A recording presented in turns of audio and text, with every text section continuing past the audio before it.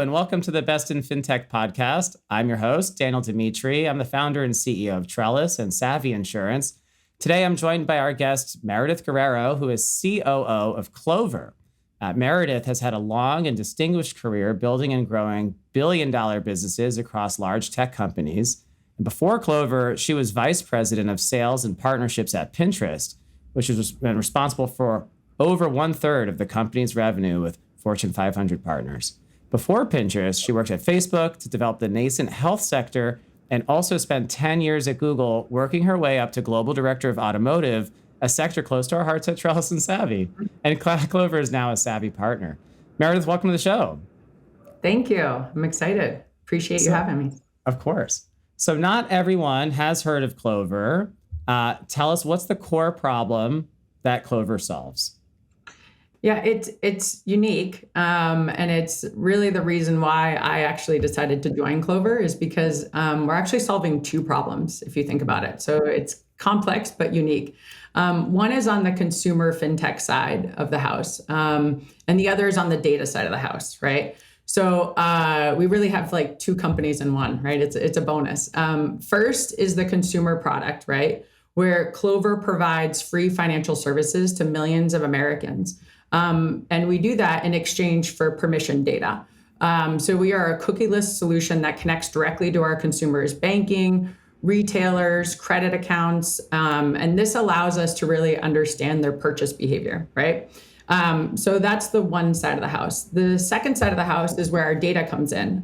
So we're really a data company, and our data is 100% deterministic, as our users have opted into Clover, providing these identifiers such as verified PII, demographic profiles, employment details. And so most important, we have this real-time commerce activity that is refreshed on a daily basis, right? So that's the second side of the house. So there's a real transparent value exchange. And so coming over and making this move from more formal ad tech, I saw two opportunities. One, which was hopefully help better consumers that needed this type of support and help and financial tools and intelligence, right? A lot of our users, are living more paycheck to paycheck. They're trying to reach these financial goals. And so I have empathy for that. I have lived paycheck to paycheck. I come from very humble beginnings. And so being able to help provide that to people at scale, and who don't necessarily have that type of service. And then on the other side of it, right, the ad tech side of it is that there's a lot of change in headwinds that I started to see in the data landscape of being able to be very relevant and useful for the consumers, right, on the data side. And so I saw these two and I was like, wow, they really have something quite special there. So it hit my mission, and it also hit my kind of business mind too. And so are those tied together? Is this a monetize your data kind of idea, or is it share data, receive value-added services? Yeah. So as of right now, what you see in the market is really kind of like, we're only 3 years old. We just turned 3 years old. So right now, what you see in the market is really kind of a hypothesis. It was like the MVP of what we have, right? And so it was the value exchange of share your data, and then we will be able to help you in this moment in time with a cash advance. But what we're also doing is like now we're understanding that this hypothesis has proven, true. And so we're moving to this complete banking suite, right? And we also have something called Clover Plus, which because of that data, not only do they get that support, right? But also we're going to give them intelligence. Where are they spending? How better could they save? Where could they be, making optimizations within their financial models of being able to reach those goals more efficiently as well. So the data really powers both the consumer side of the house, but also the B2B side of the house. Oh, cool. What is it that what is Clover's unfair advantage? When you're telling people joining Clover, we're going to win and here's why. What's the secret sauce that is the reason to believe, is the reason to win, that gives you the right to win? Yeah, I think like our right to win is really that unique model that I just outlined, right? Like these headwinds are going to continue. There's all of these privacy constraints. You have all of the changes with iOS. with Android, right? Several bills trying to be passed at Congress. So I think like what we sit on and what our clients tell us is this treasure trove of data and insights. Like we have a complete 360 view of our users.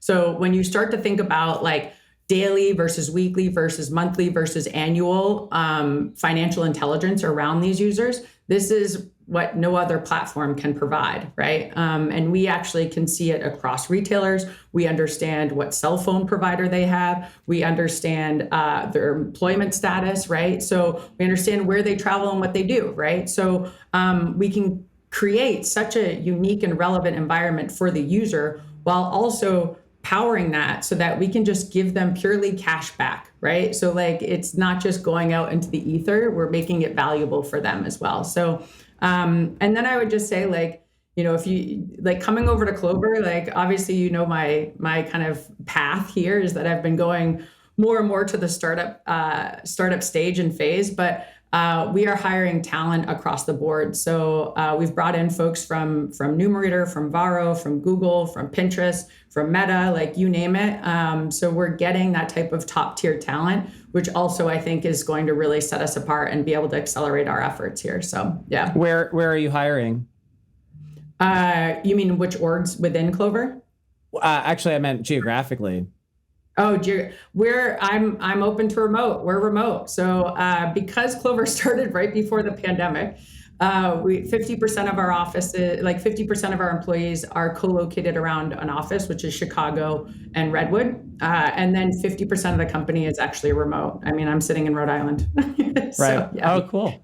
And so, so how are you guys handling, is that a hybrid work culture? Like what have you found is important making that work so that you can hire someone remotely and they're not left out of the in-office chat? Yeah. So, look, like there's still a lot of work in progress, right? Like even when I was at Pinterest and trying to onboard people completely virtual, like there is pain points there. You know, it is not the best experience. You need to have the tech, you need to have the transparency and the tools for your employees to be able to like feel like they're in the loop and in the know. You know, a lot of it goes back to like some of the values that we've set too, like don't make a decision if that decision should be made by someone else, right? Like not just in the passing of the office. Also, we're encouraging that folks get together when they can, you know, travel when it works, come to the offices. So we actually have a calendar that shows who's going to be where. So whenever I come to Chicago, the entire team knows that and they can fly in so that we have some like team bonding and the buzz of the office.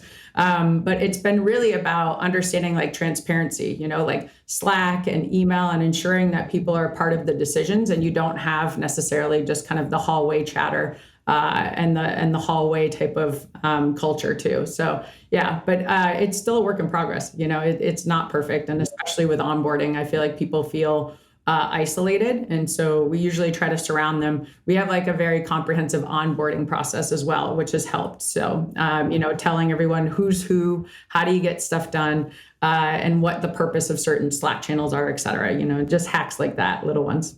The Clover employee guidebook to success. Yeah, exactly. And do you kind of approach the in-person meeting? Is that a once a year annual get together? I think GitLab has something like that, and they six everywhere in the world, and the whole company comes together and has a party, and it's optional, or is it more just look if there's a meeting or set a meeting like the Google style was just look if you need to meet with someone, just go book a flight and go figure it out. Where do you fall on that spectrum of like how structured you are about meeting? So I'm always like, I'm very analytical. So I'm always like, what's the ROI on this, right? Like, let's make sure that we're maximizing our time and our budget. So we actually have 2 to 3 all company offsites like throughout the year. So we'll have our second in September, just because we're growing so quickly. We want to be able to get all of these folks together, right? And then, you know, at least for my team, I'm like, make sure it's not just for a single use case as to why you're flying in. Like try to really maximize your time. So if you're on the sales team, make sure you have a sales meeting wherever you're going. Like try to really benefit that and maximize our dollars there. Wow, 2 to 3 all company meetings every year. That's at least 2 people's full-time job then. I know.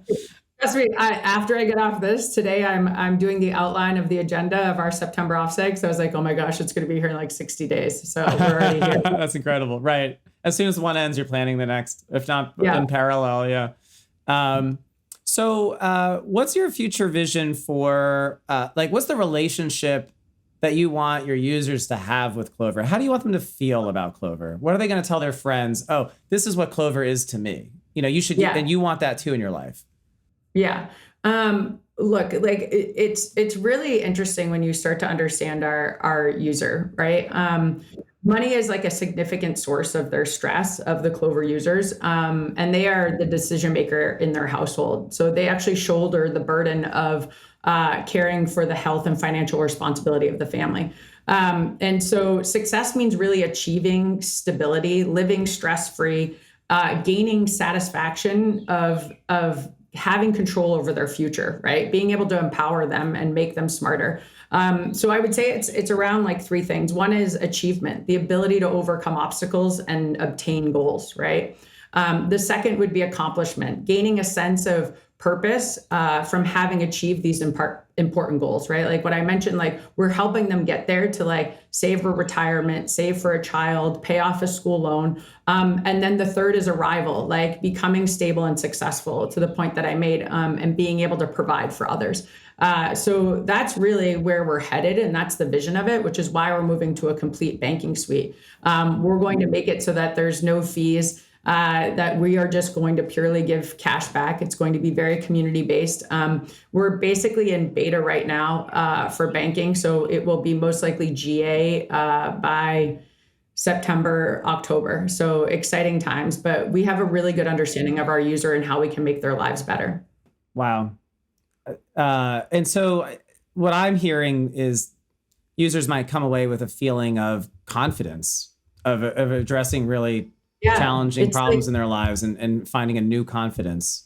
Yeah, it's confidence and that they can do it and they're not alone, right? Like when you think about this, like I think people have, there's like myth busting that needs to happen, right? Mm-hmm. If you look at the cash advanced hypothesis or this MVP, people automatically think that it's like folks that don't have a job, right? No, like if you look at 150 million Americans live paycheck to paycheck. So our audience is really, Gen Z and millennials, but like, even if they're making 100K plus, they're paycheck to paycheck. They can't pay off all of their debt and their bills, or they can't save for that child, right? So, it's giving them that confidence. To your point, you said it perfectly, but also allowing them to know that they're not alone, because it is stressful. It's embarrassing. Like people don't have the type of support that they need within that type of demo. They don't have financial advisors and they don't have the ability to pay all of these fees. So it's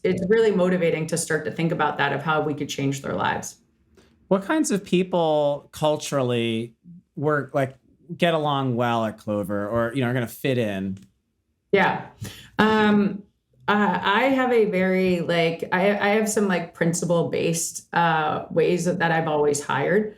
And that's how I've built teams at my previous lives. And I would say it's a couple different things. One, there's an old quote that I live by, which is Mr. Rogers. And it's the quote around where if you look at times of danger, right, there's always a helper. There's actually always someone willing to help, right? And so when I go through any interview process, or when I set any values for a company or hire anyone, I tell everyone you have to hire helpers, right? It's the same model as if you look at the Harvard Business Review of the givers. If you hire helpers, they actually make you more productive. They make you more profitable. They make the teams better, right? They actually rise all boats. So if you hire a bunch of helpers who naturally just want to go fix problems and help those around them, and that's not about me, it's about we, it's tremendously successful. The other thing that I believe in, even from my early days before, Google became huge and Facebook and Pinterest, I kind of went through that evolution of what happens as companies mature. And so what I've realized is what I call is that you hire athletes. You hire people who can play in various roles, and who are very nimble, right? They have the talents, they can go in, You drop them in the battlefield and they know how to figure their way out. And they're willing to roll up their sleeves and tackle whatever role you need them to. Because when you're in startup mode, you have to be lean and mean, and you have to have people that, if you're doing everything right, you're reorging every 6 months. The role that you came into doesn't exist. We reorged at Google once a year at least. And that was even when we were very mature. So you need people who are not here for ego. They're here to get work done and execute the vision, right? And so you really need athletes. You need people who are just coming in and they are here to, they want to win it. What's the number of employees, or how should people think about how big of a thing that they're joining? We're small. So when I started, I was like, how did you guys do all of this with 50 people? I'm like, oh my gosh. So we're really lean. So that's why I've been really trying to hire. And obviously it was a very aggressive market when I started 7 months ago. So we're probably up to 65 now. It's small. But it makes it very special still in terms of folks that are joining, Yeah, we got a lot of executive attention no matter where you are in the organization. We're very flat.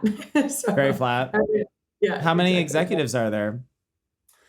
So there's Brian and myself, Brian Mandelbaum, who's the co-founder, CEO, and then myself. We pretty much kind of split up the company, right? On my side of the house is marketing, sales, B2B product, and then strategy and operations, right? And then on Brian's side of the house, we have the other CTO and founder.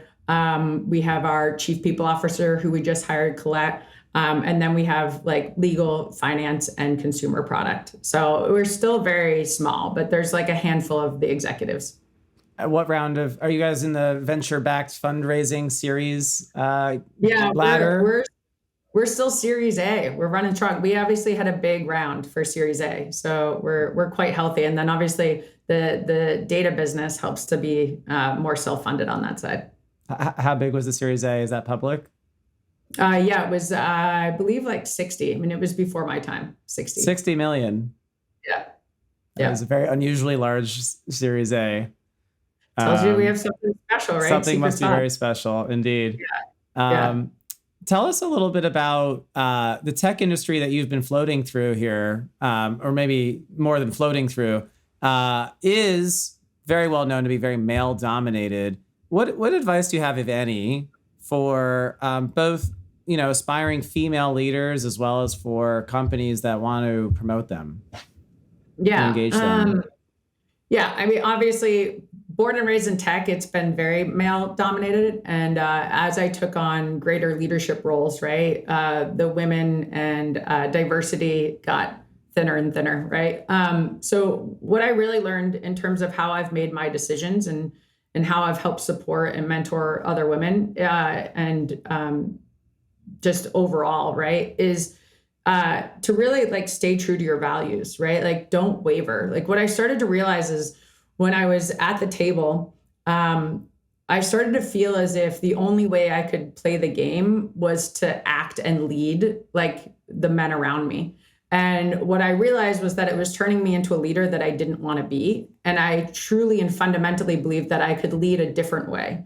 And I wanted to be able to do that and prove that.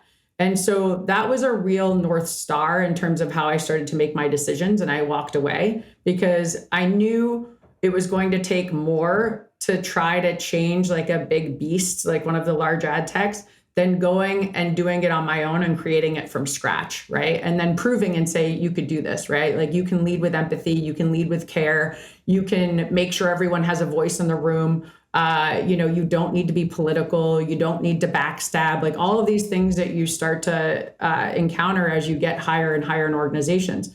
And so what I started to really do is to put my foot down. I was if I felt like my values or the way that I wanted to lead was being impacted, then I would stand my ground. I also started to create space for women in the room proactively. I would call out when someone was interrupting. I would make the space for someone who was quiet to actually give their opinion, give their expertise. They're in the room for a reason. So why are we only allowing one or two voices to dominate?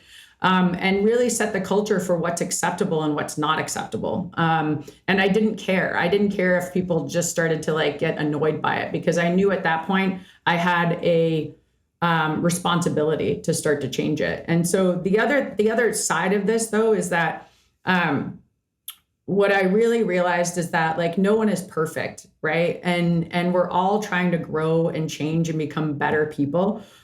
So when others would get really fired up, or when they would think there was injustice or something else, I was like, well, let's look at it different.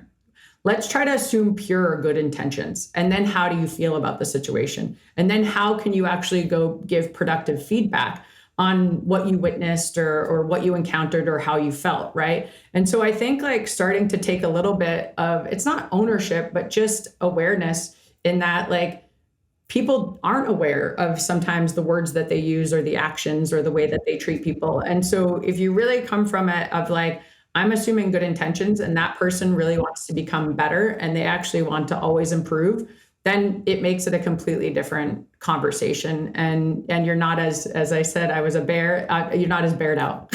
So, and you can actually approach it very productively. That's awesome. A lot of people join startups because they want to learn something new or they want to grow really quickly, just alongside the company that they're growing in. How structured is Clover's approach to learning and development? We're just getting started, to be honest. Like I mentioned that we just hired our chief people officer, right?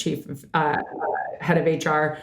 So she's going in and doing an entire audit of like what our needs are, from onboarding to all of our, perks and benefits, to what type of training curriculum we could be having. So I'm super passionate about that, to be honest. But like I've obviously had a lot of plates spinning as I just started, but I've come from places that give you world-class type of like training and support and coaching, right? And improving your skill sets and strengths. So I know that that's on the horizon. And as of right now, like what's nice is we're so flat. And to your point, like we have a handful of executives, everyone gets to experience and encounter us, that you can come directly to the source. Like I always am open to mentoring everyone. So I'm actually pretty passionate about being able to give real-time feedback, help onboard, and help support however I can, because we don't have like formal curriculums just yet. Right. How structured are you about performance reviews and evaluations? Is that a scheduled thing or is it just ad hoc? Yeah, we're standing that up right now. So it'll most likely be, probably annually or twice a year, but we'll see. Most likely annual. Those are heavy lifts, right? I mean, I come from like highly performance-driven cultures and environments. So I've learned it firsthand. But I think when you're really small, it's a long process. It takes a ton of time and brain damage to get that done in a right way. But I know we need it. So it'll most likely be annual at this point. Yeah. And especially if you do any 360 components and, or any kind of calibration component, it starts to layer and layer. Yeah, exactly. Like right now, I just want us to execute, like just build what we need and sell what we need, So, yeah. Yeah.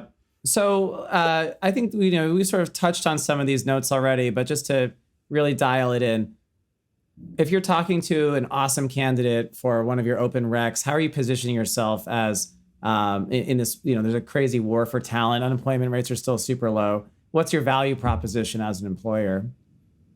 Yeah, I mean, it's really that you get to work with a company that it's like no other, right? Like we are fintech, we are data disguised as fintech, right? So like there's two sides of the business. And, to the point that I mentioned before, there's the mission driven side of like you're going out and impacting and helping these people's lives. And then also you are basically leaning into the tailwinds. We have tailwinds when the rest of the industry has headwinds around all of the data privacy, right? And so you're going to be able to be on the cutting edge of that because we're solving these problems for our marketers that they are going to lose all insight into their consumer, right? And we will actually have that treasure trove of data. So that's really what I lead with in terms of our just overall mission and the opportunity that's in front of us, Yeah. This is the shift from third-party data cookies to first-party data collection. Yeah, not even, it's called zero party. It's permission data completely. Yeah. Oh, wow. What is the difference Yeah. between first party and zero party? Well, first party would be like a brand actually collecting your, email address, right? Yeah. But then zero party data is giving them complete access and acknowledgement that they can use your data to go out and monetize and leverage it. Yeah. Oh, I see. It's instead of using data that was provided, but using it for another purpose, it's saying I'm using it for the exact purpose that you said, Exactly. marketing. Yeah. Yeah. Yeah. That would be a very refreshing sort of world to live in, where we have that complete control and honesty in the relationship of how our data is used. Yeah, I know. So that's where we're going, right? And especially in the cookieless world, for sure. Very exciting. Yeah. As we wind down, one question I really like to ask everyone is, as you lead this company today, who do you reference from your past or from your reading, from your followership? Who are you a believer in? Who do you follow? Who's inspired you in the past that you've either worked for or just read or followed? In terms of inspiration, like luckily I'm like very intrinsically motivated. So, but my family, my husband and my teams always motivate me, I think the saying holds true is like, it's lonely at the top, right? Like when you're in leadership roles, like no one's really watching out for you. No one really cares. Like you're just always a servant and taking care of everyone. And so that actually just motivates me, which is why I love leading and building teams. And a question that I always ask myself is like, what's the advice I would give my children, and that's really been another North Star for me in terms of how I've made my decisions and what inspires me. Like what's going to be best for my children? Like, can I get behind this mission? Can I get behind this company and this work? Right. And that really gives me my doses of Kool-Aid. Right. And then in terms of like books or things that, I've read in the past or that have made kind of an impact over the years. I don't know if you've ever, these are oldies, but goodies. There's Outliers. Do you remember this? Oh, of course. Malcolm. Yeah.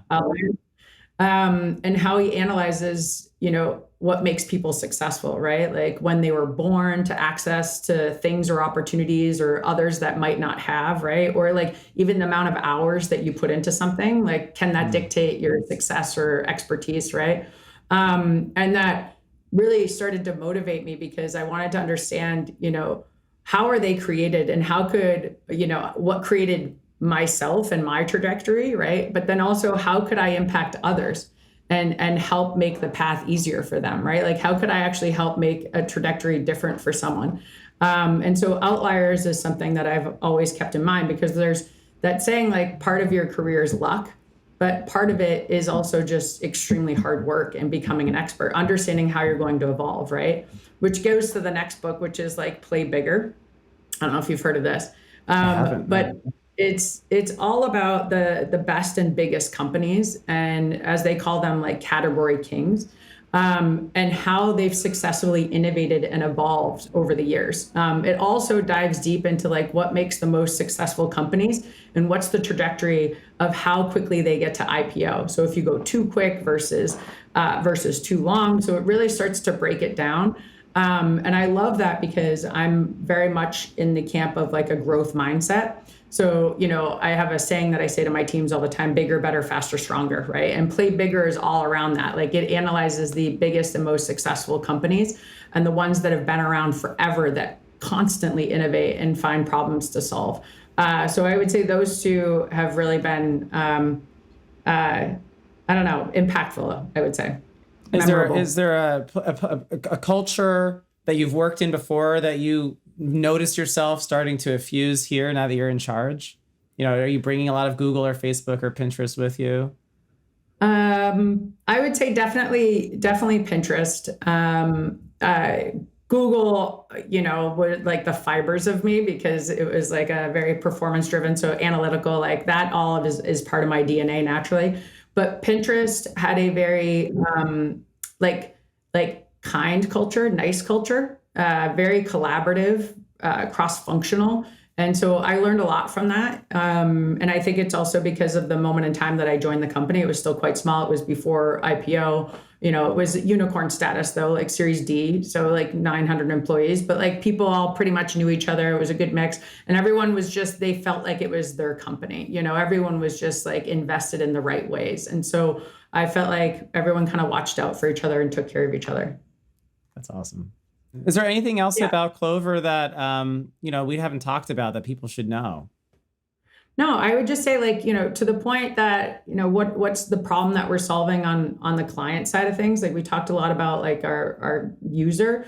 But when cookies go away, it's going to be very difficult, right? And, just a couple like fun facts just to kind of like really codify it is that like 77% of CEOs know their company must fundamentally change in order to interact with its customers, right? Like the landscape is just changing. So to the point that we talked about of why someone would want to join our company, and 78% of marketers plan to use zero-party data, right, to personalize messaging experiences and to understand that real view of their consumer too. So I would just say we're hitting a critical mass. And as I mentioned, we're leading the charge of permission data or zero-party data, whatever insert, whatever buzzword industry term that they're calling it at this point. But yeah, right. I'd say that's it. It's always good to join category leaders. I think there's a lot of history that shows that that's the case.